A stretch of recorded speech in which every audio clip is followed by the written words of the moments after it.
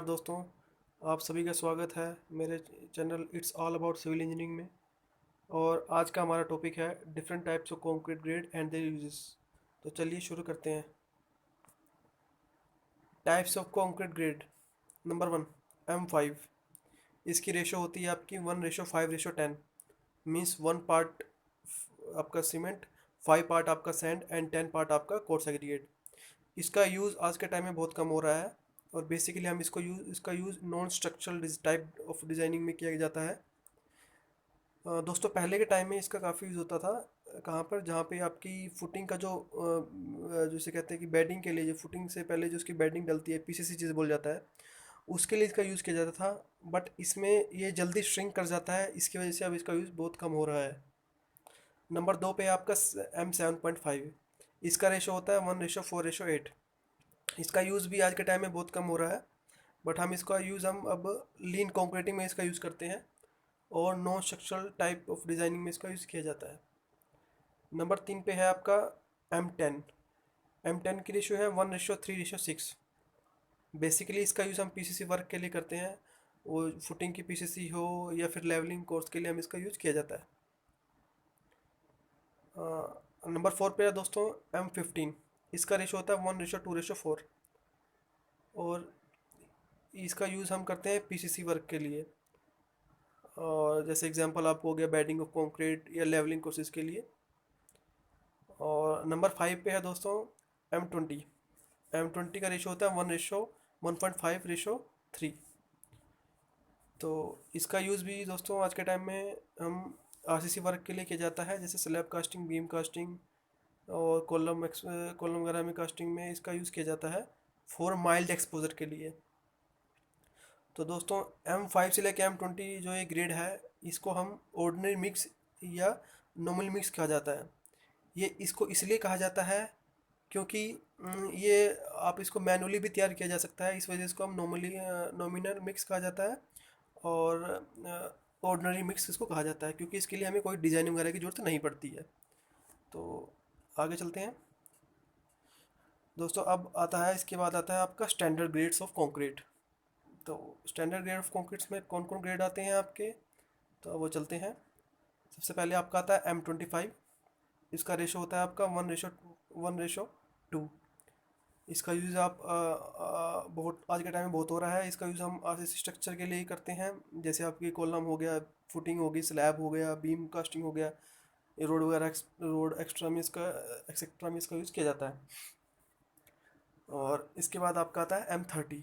इसका भी same use आज के टाइम में हो रहा है कि आरसीसी वर्क के लिए होता है, slab casting, foundation beam, column casting और इन चीज़ों में इनका यूज़ हो रहा है।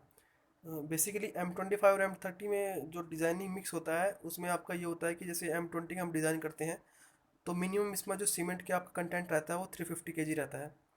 और M30 में आपका जो सीमेंट के कंटेंट है वो थोड़ा बढ़ जाता है। तो आगे चलते हैं। M35।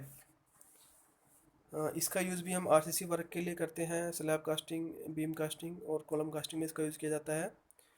और इसमें सीमेंट कंटेंट M25 M30 के मुकाबले थोड़ा ज़्यादा होता है, मतलब नियर अबाउट 410 kg, 410 kg के आसपास में सीमेंट होता है।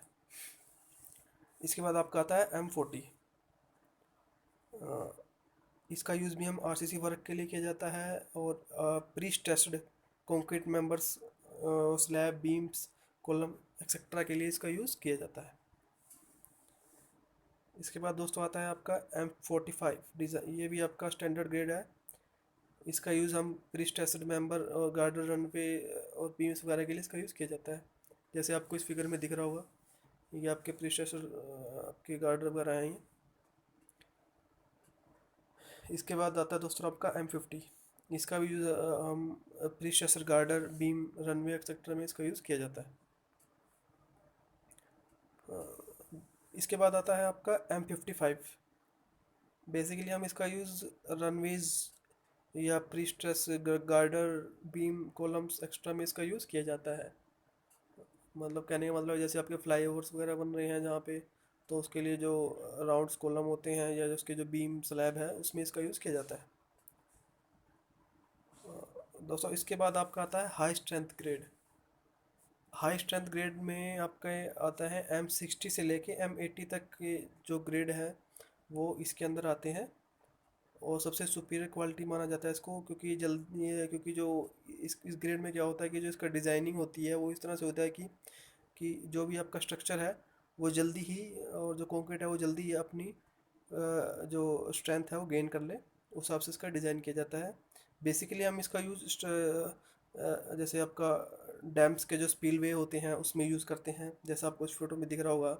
डैम्स वगैरह हो गया, या लॉन्गर स्पैन जो आपके ब्रिजेज होते हैं उसमें इन ग्रेडों का यूज़ किया जाता है। तो तो आज की मेरी इस वीडियो में दोस्तों बस इतना ही था। तो आगे भी मैं इससे अच्छी अच्छी वीडियो बनाता रहूँगा। तो प्लीज़ मेरे चैनल को लाइक सब्सक्राइब ज़रूर कीजिएगा। तो आगे मिलता हूँ मैं आपसे एक नई वीडियो के साथ।